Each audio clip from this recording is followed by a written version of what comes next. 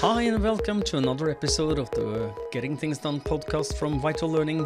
I am Morten and Røvik, and I'm here as always with my super duper very good colleague and good friend Lars Rothschild. Henriksen. Almost missed friend. Привет, Lars. No. Good to see you as always, colleague, friend, and everything. Good to be with everyone out there listening and watching. We always start off with a quick reminder of the purpose of this podcast, which is to help you learn GTD or become even better GTDers. If you're new to GTD, we always recommend you go back and listen to episodes 1 through 6 to get an introduction to the basics of GTD, the 5 steps. Today's episode number is number 105. And today's topic is, why is GTD still relevant, even in 2020? Is it really? I think it's outdated. Probably not. So we have a couple of things we would like to say about that, because not to give away what I think in the early stages of this podcast, but yes, it is very relevant, even more relevant than ever. I totally agree. It's no surprise, based on the name of the podcast. I think people can probably recognize that we still think it's a good idea, and perhaps even more crucial to be aware of GTD and use the skills in 2024. Exactly, and we talked initially. I'm not going to walk through that list that we made, but we talked about the number of inboxes or the number of input, just the sheer volume, and the different channels we have. That in itself is chaotic, and you need to try and make some sense in that. And the sheer volume of potentially important information that life is hosting your face down with every day. How do you make sense of that? Make sure that you make the right decisions on what you should focus on. So yes. Where would you like to start, Lars? Well, I think this a good place to start was just to recap. Long-time listeners will perhaps remember the different stories on how we came across GTD, but I thought it might be a good place to start just to give a bit of context as to when we talk about, so what do we think of the GTD in 2024 and where are we coming from? So I thought that might be a good place for us to start, just to how did we actually come across GTD back then? Not to give the full story, I'm sure we've done that in a previous episode, but just to lead into the topic of the day. Yeah. Should I go first, or? Yeah, go right ahead. Well, I met Getting Things Done back in 2006. I just got a new role in a new company. I got hired as the managing director of an IT consultancy here in Norway. And it was like Morten does things he doesn't know how to do, and a lot of more complex projects than ever, and technology I didn't know how it worked, and I had to understand everything to lead the other people in this company. And I had been hired because people found me to be structured. Or the founder of the company found me to be that, and he says, "Oh, why don't you come and teach us, how we can be more structured? Help me structure the company." And then when I started, it was like, I understand I have a system, but it's not a perfect one. It's not good enough, because things slipped for me back in the day. I forgot things, and my system had cracks, and I'm not going to go into detail on how it looked, but it wasn't a good one. But I understood that structure helped me. So when I were able to be a little bit more structured, it helped me to be more present and to be more stress-free. And when I then suddenly bumped into Getting Things Done in a podcast called This Week in Tech, a guy called Merlin Mann talked about OmniFocus and getting things done. My ears picked up, and I decided to buy the audiobook, because I'm an audiobook person. So I listened to it, and that was the start of everything. And after that, there was no going back. And it leads us to you and I. You and I are here in this format. So anything else I should mention, Lars? No, I think that yeah, that's the story I seem to remember as well. Hmm. From my own perspective and my story, so I had graduated from the university as a graduate engineer in software systems engineering back in 2008, and started working as an SAP consultant, the enterprise resource planning system, and yeah, just started working and had really been looking forward to it. Getting away from the university, all of the tasks that were seemingly never ending, and now finally getting out there to just work. Go to work from 9 to 5, and just here's a set of tasks, get them done, and then you can go home for the day, and everything seems so much easier when you were still studying. Things look so much better at the other side, and that was not the case, for, as so many people since have also experienced. Getting out there, trying to staying on top of your inbox, staying on top of meeting notes, prioritizing your tasks, getting ready, and getting things done before the deadline arrives, things like that. And I really struggled also to get everything out of my head and actually be present. I would leave the office as anyone else, but I would, keep thinking about the different challenges and problems that we had, that we still needed to solve for the different clients. So I came across GTD. I'd been working for 8 months, I think, and I found GTD by searching, because I figured someone else has figured this out before me, and listened to the audio series, the GTD Live. The disc set back then, I think, was the way to get it. 8-9 discs, and listening through those. But that was a really good one. I don't know if you've It was. reflected on It really was. that. Yeah.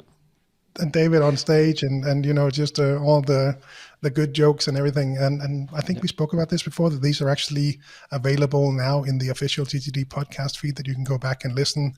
But I just listening through those, and just starting off by becoming better at writing things down, really trying to keep everything in my head, just starting to write things down, made a big difference for me. So I read through the book, got a hang of it, and I think one of the things that it leads us back to today's topic is that I really struggled with email back then. And that was really, much of it was really just that single inbox. And I thought that was a challenge. I thought that I got a lot of emails. I thought that was a big challenge. And, a lot of things has changed since. And that's part of the reason why we're here talking about why GTD is still relevant in 2024. Exactly. And by the sheer number of places where input comes, is I when I give my courses, I gave one last week, I asked people, how many do you have? And what was, I think the minimum was 6, and somebody ended up in, I think, 12 or 13 different places where relevant, important information that they can't slip is where they arrive. Like before, you had, as you said, maybe you had an SMS, maybe you had a missed call, and maybe email, which is still relevant. But in addition, you might have WhatsApp or Messenger or Signal or Telegram or LinkedIn and Twitter and if you have people in your children in sports, we have some specific apps that's originating from Norway but it's worldwide now. It's called Spond, and then suddenly you have a lot of input. And how would you recommend somebody relating to that, and what would be your well, I know the answer, but I'm playing the ball to you. What would you recommend people do when they just find themselves having 6-7 different places or more? Yeah, and I think, just following up on that, we did in the former version of the GTD seminar, we would have a list where people could check off. So how many places does stuff show up that you might need to deal with? And you're probably focusing on the ones that people would deem important or where critical stuff shows up. I would often find that some people would say, well, if I make the full list, 15 is not a strange number. 20 might be between 15 and 20 was often the case. I think then the biggest one in some of my seminars, a lady that worked in social media, she had 33 inboxes, right?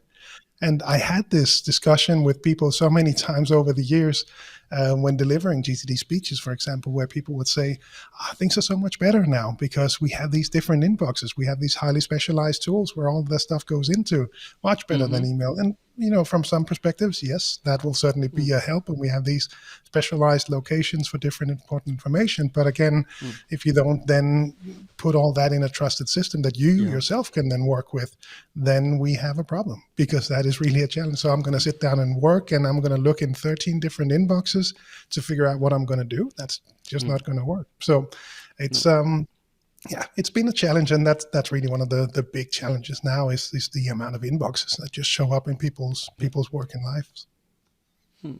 So what I would recommend someone to do if you find yourself having a lot of inboxes, is that just first and foremost decide which one is the most important ones for you to maintain your social life and maintaining a job or continue working somewhere, and then identify them and give them high priority when you clarify and organize them.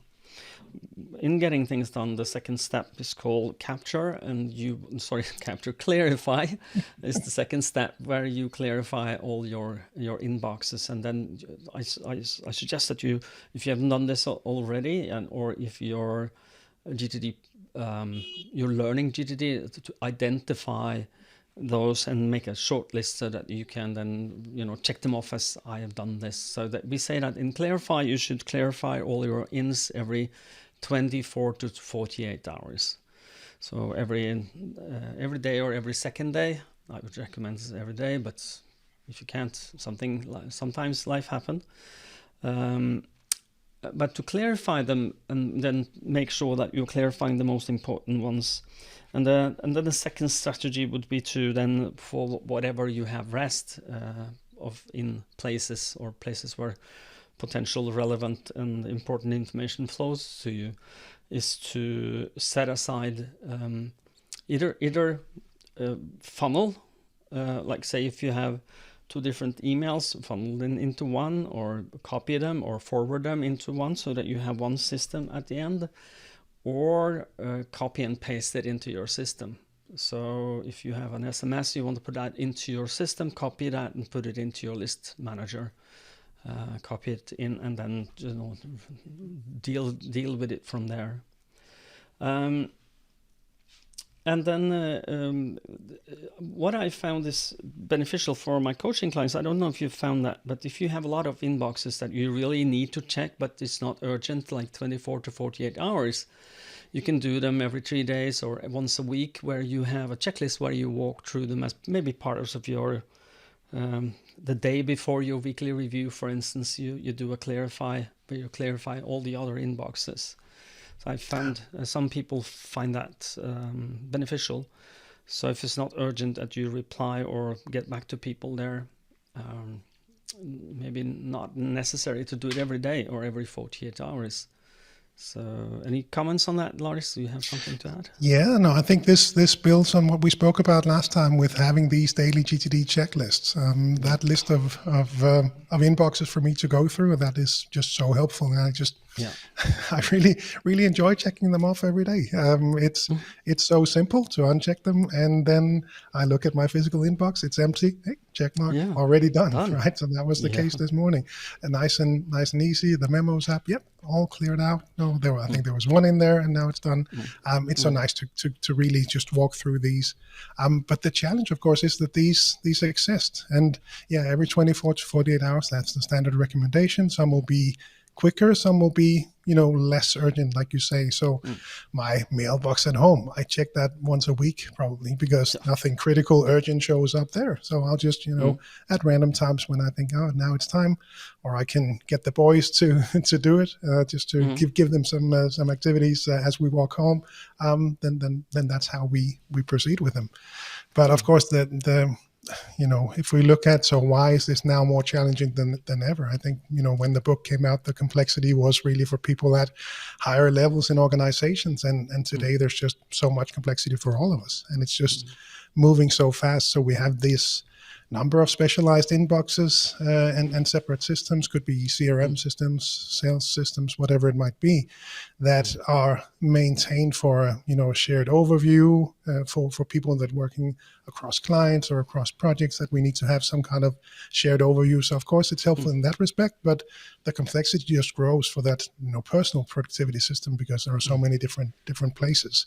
So I think one being the number of inboxes, and the other one being the higher volume in each of these inboxes. For example, email can still be really a big challenge, especially in cultures where people have this itch to just CC everyone every time they send an email, and people don't take people off that CC list, so it just grows and grows and grows. And we're fortunate if we're we're a small company in the Nordics, so we're not impacted by that as much as I know many coaching clients are. But really, being much more aware of that and having a really efficient way to then manage these inboxes is just so critical in 2024. I'm totally agreeing with you. When I this client that I did training for last week, they were telling me stories about CC and BCC, and that's kind of like just that's our lives, people. They were telling stories about CC and BCC. And my neck hair stood up. It's like and I can't escape the feeling that a lot of that culture is about, I need to cover my back. So if I send this to CC to everybody, then I'm not leaving anybody out. And which is, talk to each other, people. Discuss this internally in your company or your department. How are we going to relate to this?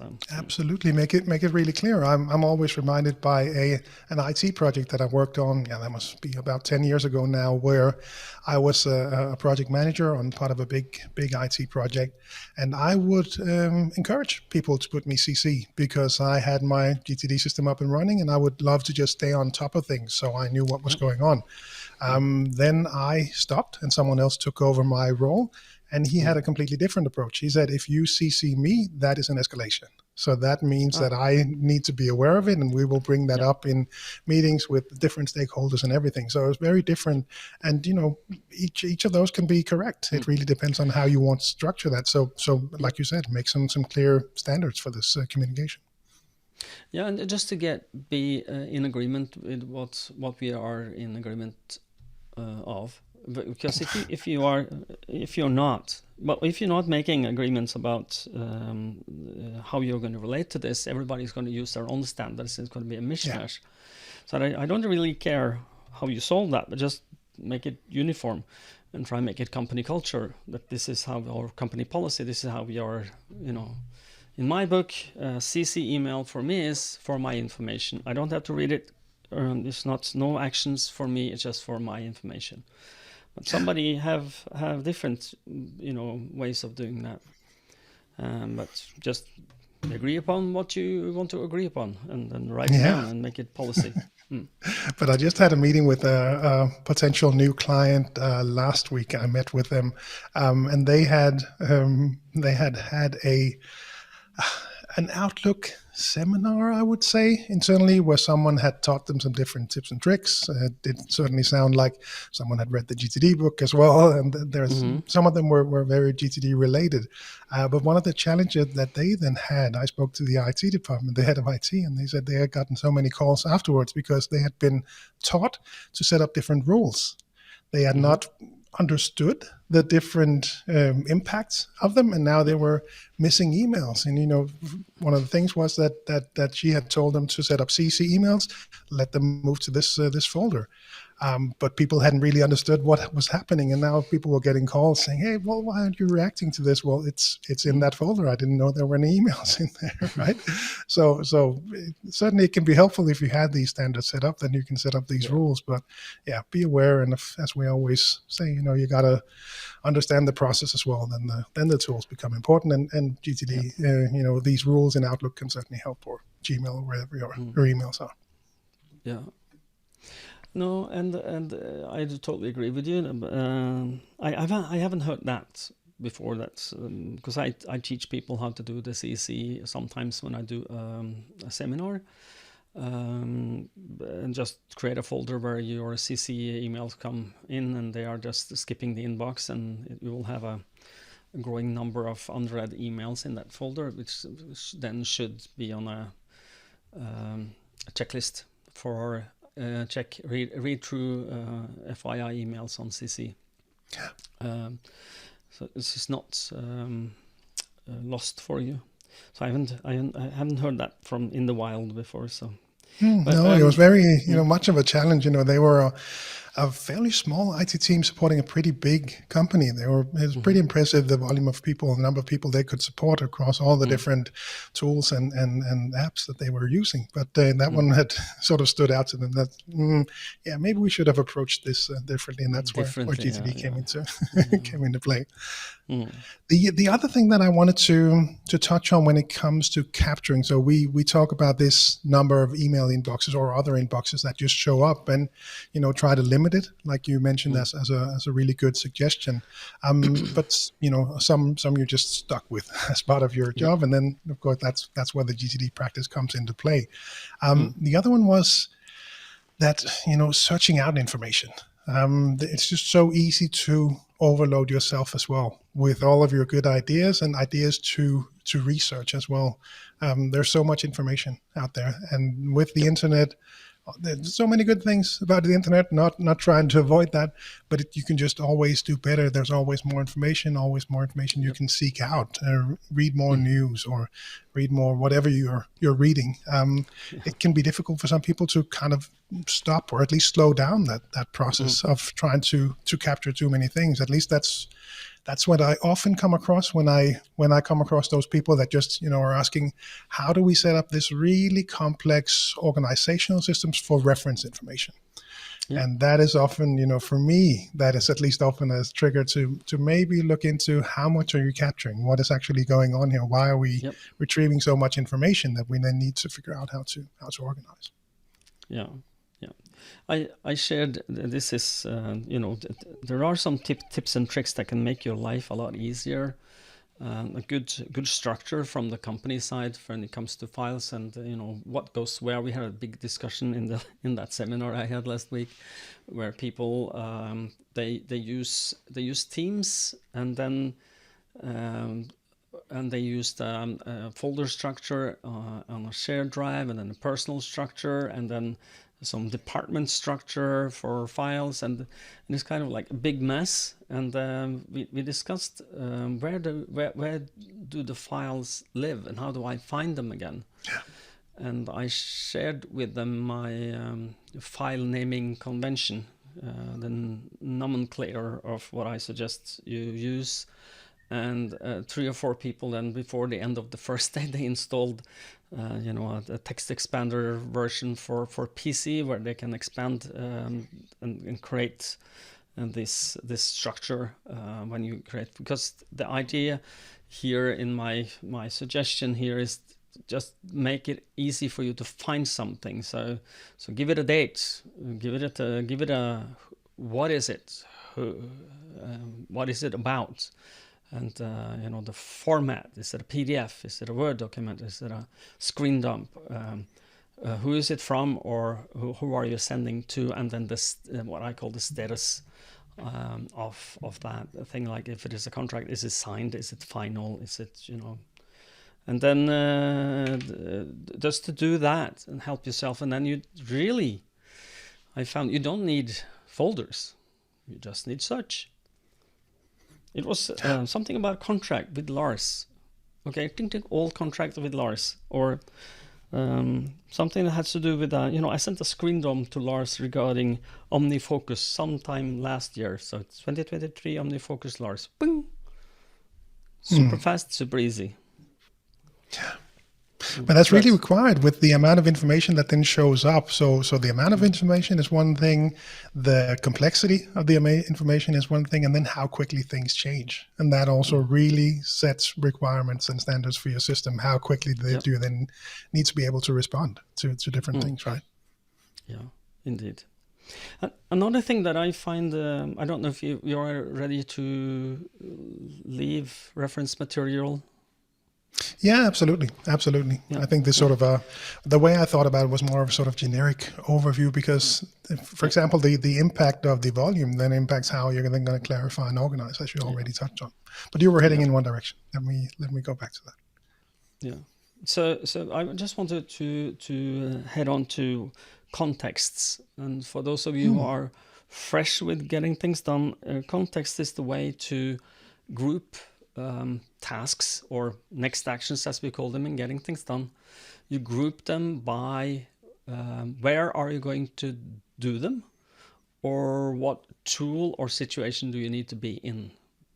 So, for instance, and then a context could be at the office, at my PC, at my accounting software, could be at agenda for Lars. When I'm with Lars, it's Lars is a context. So I can then group them together so it makes sense, so that when I'm doing things that are within that context, I can then just do them, crank widgets, as David would say. And a lot of people then said, well, before, everybody, this is normal. I'm sure you having this, I don't need one for at the office. No, maybe. Except if you are physically need to be at the office to do that, then it shouldn't go in on a PC list or something. So if it's physically something, it's like knock on someone's door, talking to them, empty the trash, water the flowers, clean your desk, install a new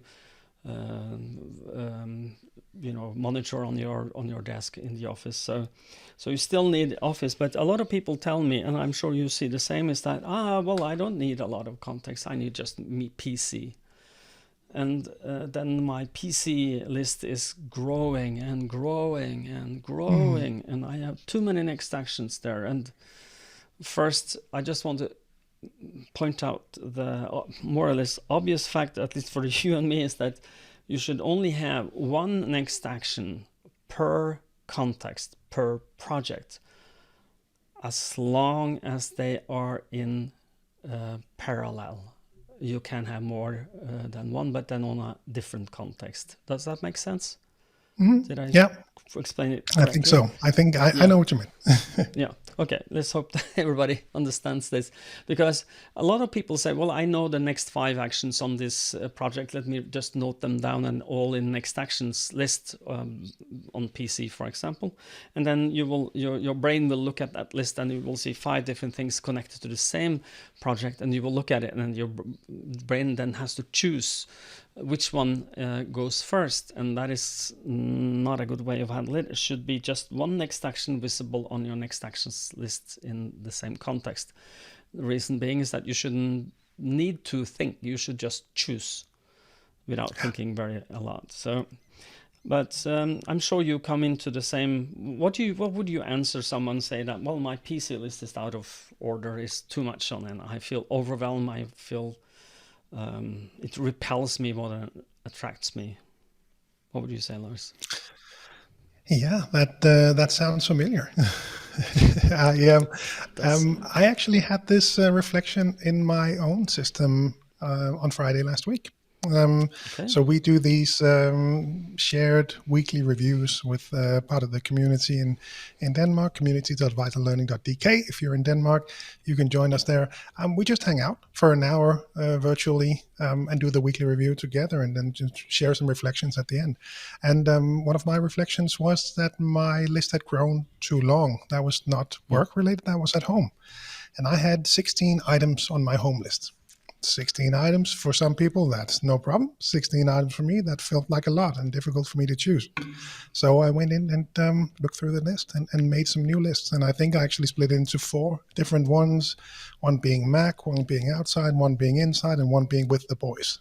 Stuff I had to do with them, wanted to do with them.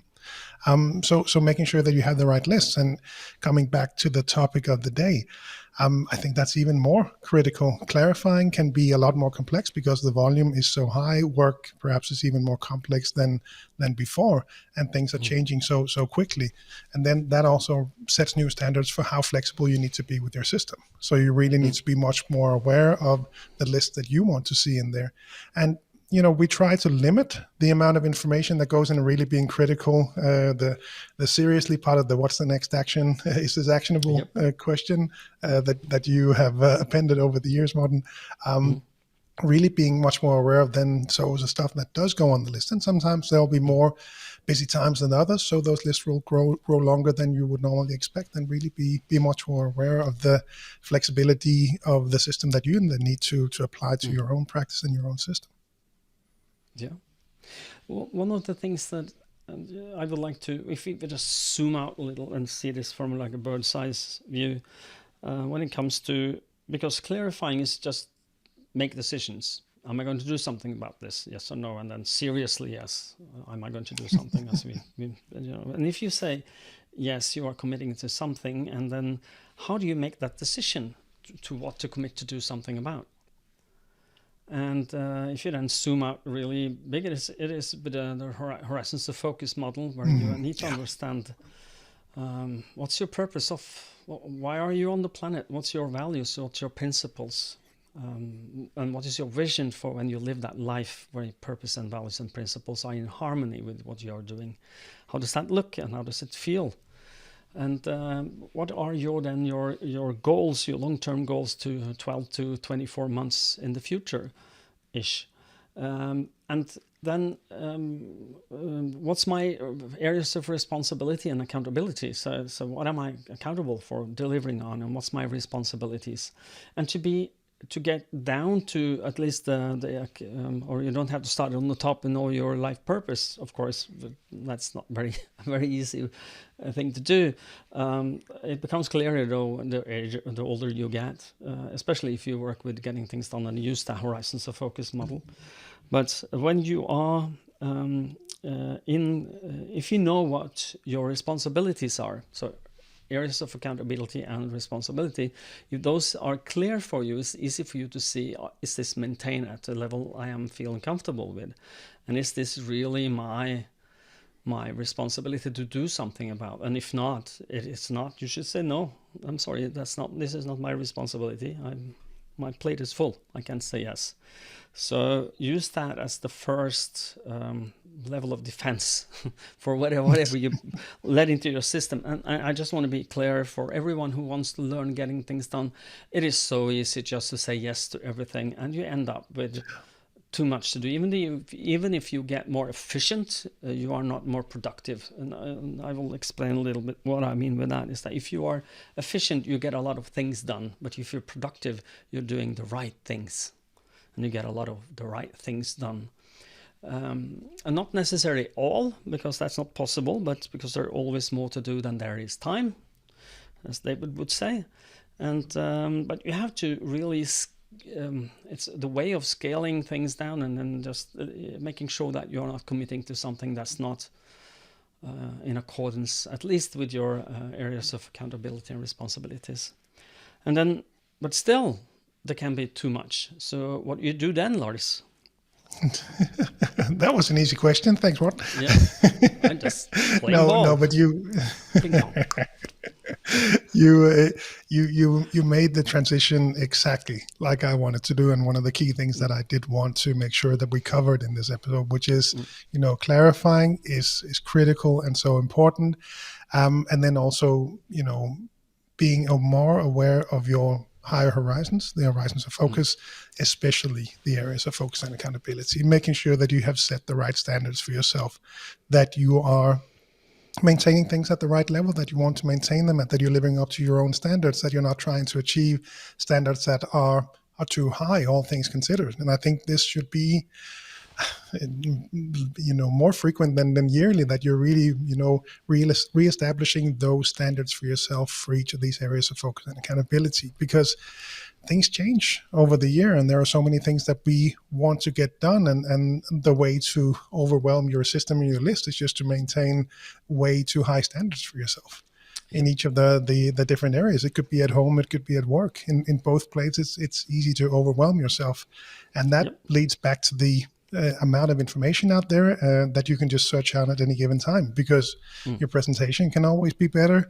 That meeting could always be run better. There are so many, there are always ways to make these things better. And it's, since all of that information now is out there, it can be tempting, at least I'm speaking from personal experience here, that it's, I wonder how we could do that differently. How could I tweak it? How can I make that better? And that is just a way to, your to-do list is already never going to get done. So you can really throw way too much stuff at it as well if you don't restrain yourself with having the right standards for each of these. So echoing what you said, that is so critical to be more aware of in 2024 and beyond. Yeah. And it is, I don't remember, I can't recall who used this analogy before, but you're getting things done. Lists are like a menu. And if you go to a restaurant, you don't order the whole restaurant and eat everything at the same time, but you choose a meal depending on how hungry you are and what would you like to happen, and then you eat it. And then the problem that I think is, when we talk about context, is that, for instance, the PC context is like the menu of that restaurant, your PC restaurant is super long. How do you pick? How do I know how to pick? And the key is in two things: to make sure you clarify and organize in clear next actions, where you have everything you need, physical, visible action, where you have everything you need, and under desired outcomes. So you have this: what does done look like when this is successfully finished? What does done look like? So just be aware of the. And that is Lars and I come back to this and come back to this and come back to this. 99% of the people we meet after a course or a coaching are still struggling with to understand and create good next actions to themselves. Yeah. I can't. This is like, if this was possible to write, I would write this as important with big capital letters, 3 underlines and 3 exclamations mark in red and blinking. So I don't know if that will ever. But if you want to get good at getting things done, clarifying is the key, and the weekly review is the key. So get good at those, and the rest of the things will fall into place. But that is really, again, one of the challenges, right? Because with so much information coming in, that means you need to clarify more, and clarifying takes mental horsepowers, and it is complex, and it's hard to do, and it's hard to take time out, because that can feel like it's, for some people, it'll feel like wasted time, that you're just sitting there and thinking of next actions and writing things down, next email, thinking of next actions, writing things down. And that is just so... Yeah, exactly. So it's just so critical to keep doing that. And again, with the complexity and the volume coming in, it is even more important, and it can feel like more of a struggle to actually find time to do this. And just building on that, the someday maybe list. We have to, I think, with more stuff showing up, if there is more actionable stuff than there is time available, be sure to park those. Be sure to be much more diligent about parking things on that someday maybe list, because that's, and again, it sounds like sometimes when we're recording these, I'm recording these for myself. I'm saying this out loud, and then I should listen. I should listen to myself. Exactly. This is my therapy session, right? So I have to remind myself, put that on the someday maybe list, make those actionable lists actually manageable to work with. So that someday maybe list really, seriously make use of that one as well. Yes. And how does that make you feel, Lars? Says Dr. Røvik. Thank you, Dr. Røvik. Okay. No, but yes, I'm one of the things that I'm always coming back to for myself is that, and I've added this to my checklist for weekly review, is that I just want to mention this for those of you who've been getting things done for a little while, and you understand that your, someday maybe list always, someday I will do this, or maybe. So it is less, let me put it this way, so you have your next actions list, those are things you're committed to do. And the someday maybes are you're not committed to do them now, but someday maybe you will do something about them. And for a lot of people, that is good.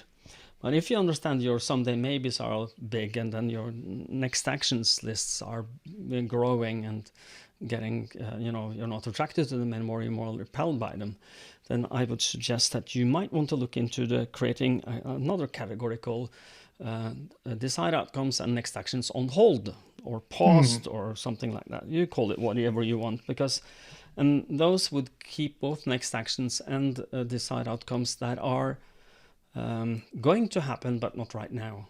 And the reason for this is that if you feel overwhelmed by everything you're committed to do, you need to un-overwhelm yourself. And the only thing to do that is to remove something. And for a lot of people that have been doing GTD for a while, the past decide outcomes and next action list is heaven sent. It's kind of the yin and yang, where you create the balance. On mine it says, look over my, and I'm translating on the fly, look over my past decide outcomes and next actions, create balance. So what I'm doing there when I'm looking at this item, I'm going in, I'm looking at my decide outcomes, and I'm looking at this list, and I say, is it a balance there? Do I feel attracted to my next actions list or repelled by them?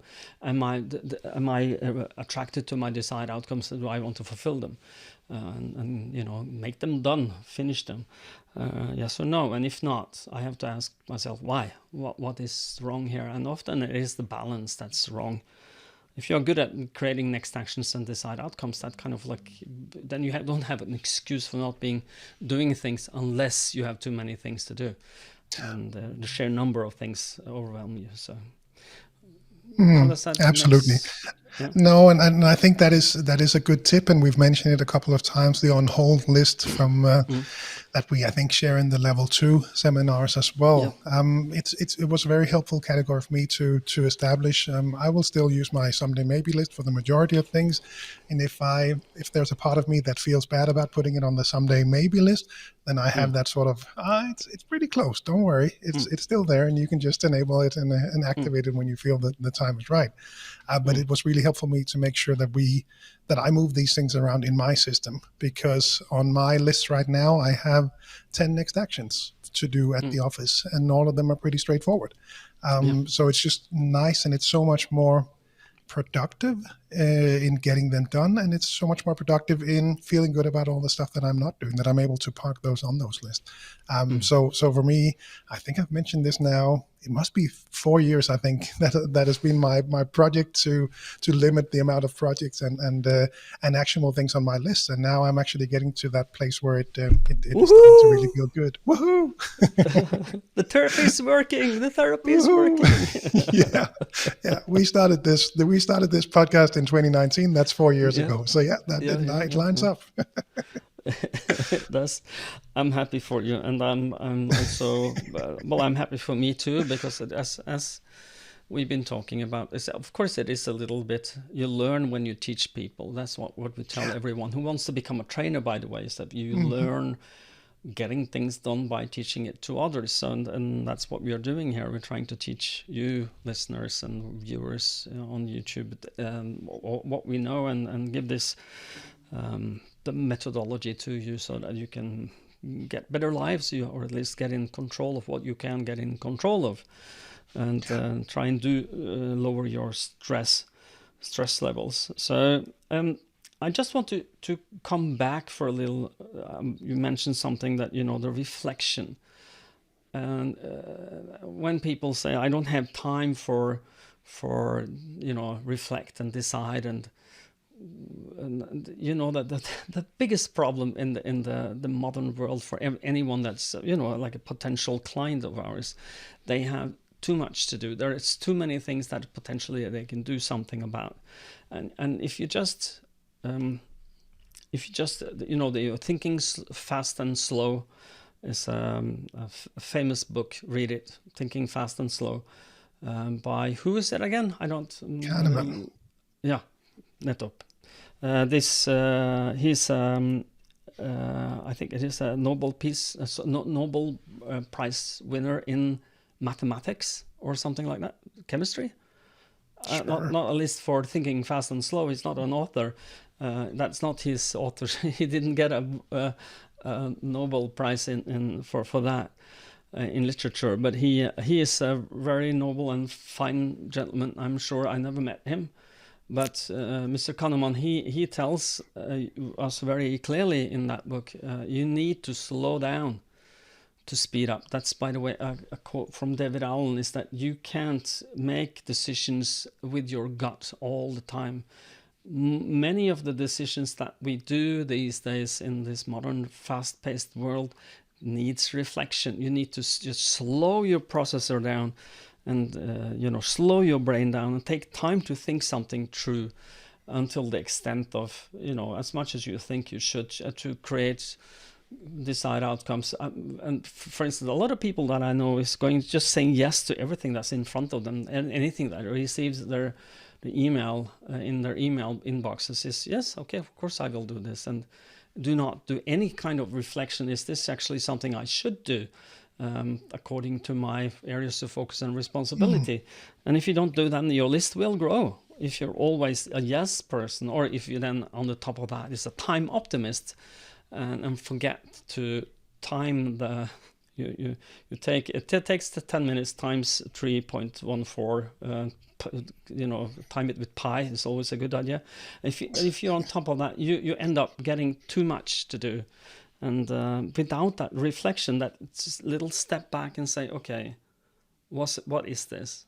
Am I going to do something about it? Yes or no? Seriously, am I going to do something about it? Is it so important? And without that reflection, you are committing to things maybe you shouldn't commit to. Any other reflections from on your part on reflection? No, and again, it all comes back to, completely agree, and it all comes back to the amount of information coming at us and trying to slow down and actually managing what shows up and being highly critical of what you allow to show up. And then at least if it does show and you do need to deal with it, then reflect to make sure that you end up working on the right things at the right time. We've spoken about that. Clarifying takes time, but then again, the weekly review is also such a critical habit, and again, can be a challenge to actually get done with all the stuff coming at us. Yeah. My notes is at the very end. I noted that we talked in the pre-show a little bit addiction to stress. You mentioned something that I wrote down as addiction to stress. Something you would like to mention here, Lars?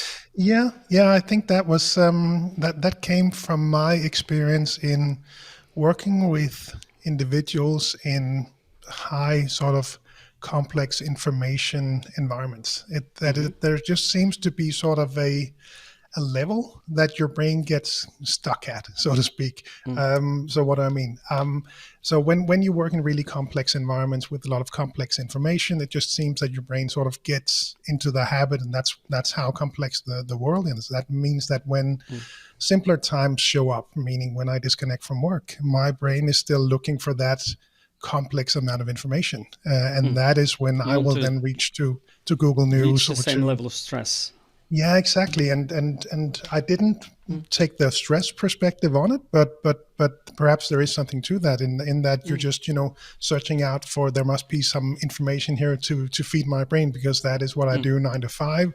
So I will continue to look for a certain amount of complexity in how I experience the world outside of the working hours as well. So I think that's where it came from. Does that sound right? That sounds right. And that just one of the things I would, there is done a lot of research on stress, and there is some very good illustrations. I think we will. Do you have that on your site, Lars? stress curve? Do you have Don't that remember off the top of my head, but I know which one you mean. Yeah. Yeah. So if you can make a note of that. We've linked to it before. Yeah, I'll link to it in the show find notes it as well. again. Just link it, because it is a curve where it tells you a little bit about what is positive stress, because it is something actually that is positive. Not all stress is negative. If you don't have any expectations of yourself, or anyone else has any expectation of you, you don't get out of bed in the morning.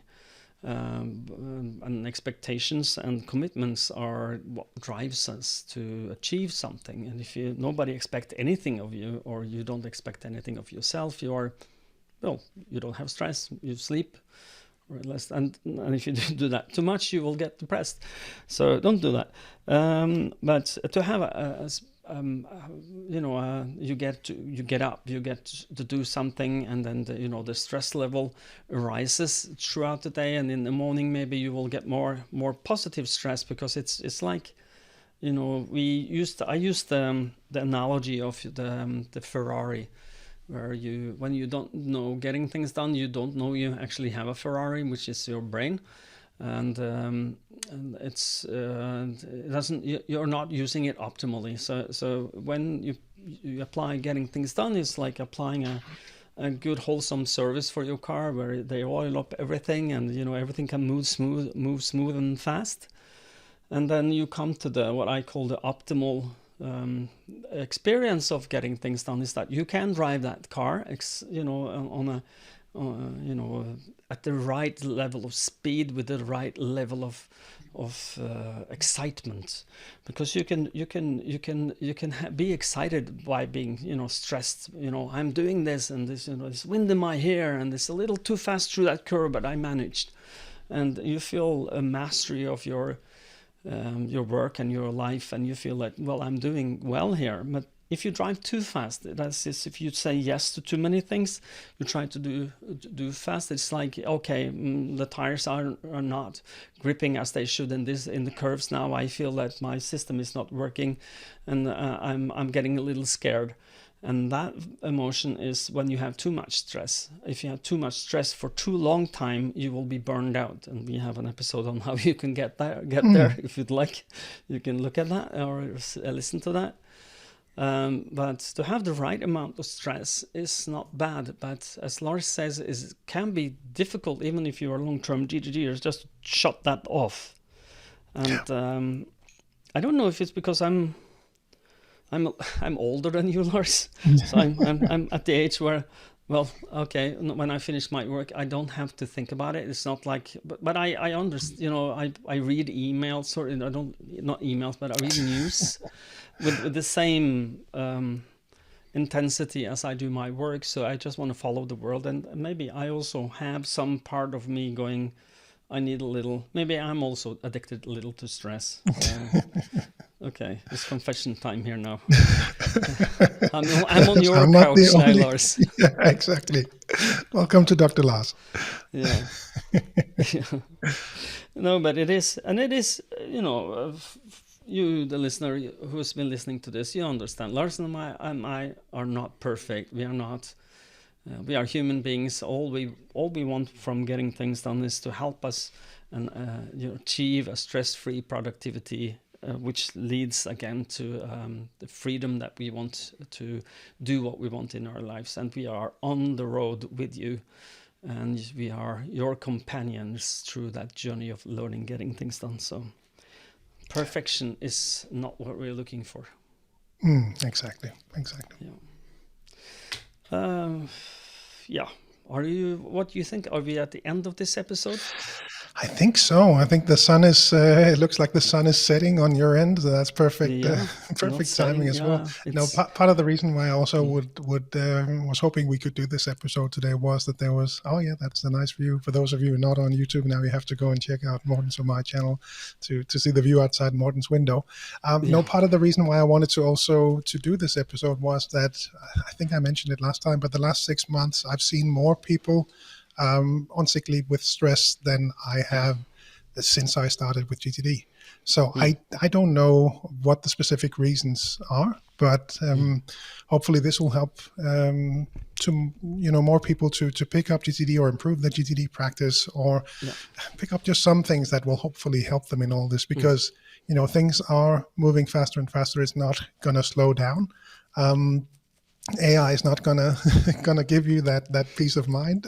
Might help, and curious to see how that evolves this year. But limiting your inputs and restraining yourself if you're in that boat of perhaps taking in too much information, being very critical of those, and making sure that what goes on your list actually has to go on your list, and throw the other stuff out or put it on someday maybe, or whatever it might be. And then make sure to reflect on that system day to day, but also the higher horizons. I think that's sort of my summary of what we've been going through, really being much more aware of this, because 2024 and beyond really requires it. Yeah. And I just wanted at the end of this just tag along with when we do the capture, when you write things down, and I suggest people doing that in these 3 categories. Don't categorize them, but if you have things in these 3 categories roaming around in your head, that might be a good way of moving from stress to stress-free, is that to things you are going to do something about, some things that you might want to do something about but haven't decided yet, and things you are worrying about. So just get it out of your head and into your system, and just doing that, creating my worries list, where you get to, can I do something about this? No, I can't, but it's not leaving my head. It's worrying me. Then create a worry list. If you can't do something about it, but it doesn't leave your head, then the worry list is a good place. By the way, introduced by our good friend and colleague Jukka Backman in Finland. This list has been with me since he talked about it first time, and it is a lifesaver. When I get my weekly review, I swim in that list. I swim in my worries, and I said, "Come on, I need you. Attack me now. I will give you 10 minutes to make me feel down and powerless." So the Ukraine war. And election in the US, the war in Israel, and Gaza, and whatnot, the downturn in the economy, the electric prices, the prices of gasoline. There's a lot of things to worry about. So write them down, get them out of your head, and the things you can't do something about. If you let them worry you. You worry about something you can't do something about, and that's not very productive. So I suggest you stop doing that. And the best way is to get it out of your head. Okay, Lars. And will you take us out? Happy to, and we always do that with a quick reminder of the GTD Summer Camp 2024. Still really excited about that. I just checked, and as of this recording, half of the tickets are now sold. So that is a nice milestone already now. As of recording time, 5 months out. So June 15 to 16. That is when we will meet in Denmark. As we mentioned last time, people from Europe have signed up, North America, South America, Asia. It's so cool that it is really, truly becoming a global event, and we really hope to see you there and hang out. It's a great weekend, very cheap, nicest people are GTDers, so I'm sure you'll have a great weekend if you can find the time and the resources to come and join us there. GTDsummercamp.com is the place to go to find more information about this. Yes, and just one little tagline on top of that is that I think I think maybe people that comes from abroad think that, well, I don't know how will I get to this place, and I can buy a ticket to Copenhagen, but how do I get there? And then, do I need a car? Do I need the transportation? And you can indicate I need transportation in the sign up, and someone will help you with that. So don't worry, just enlist. You will be good tip. Be positively surprised how easy it is to get there. Agree. That's been the experience in previous years. Another reminder, vitallearning.eu. Have you been there? Because that is the website to go to find all of the different country websites where we operate. We teach GTD, teach Crucial Conversation for Mastering Dialogue, all of the different offerings you will find at vitallearning.eu, newsletters and everything, how to reach Morten and I. All of that you will find on each of those country websites. And if you're outside the Nordics, cruciallearning.com is the place to go to find your local partners. Indeed. And I hope that this episode has been beneficial for you and that you've learned something and that you do still think getting things done is relevant. Even it's 2024, I think it is more relevant than ever. So I hope that you will agree with us. And we wish you good luck continuing learning, getting things done. And until next time, stay safe and stay productive. Bye-bye. Bye-bye.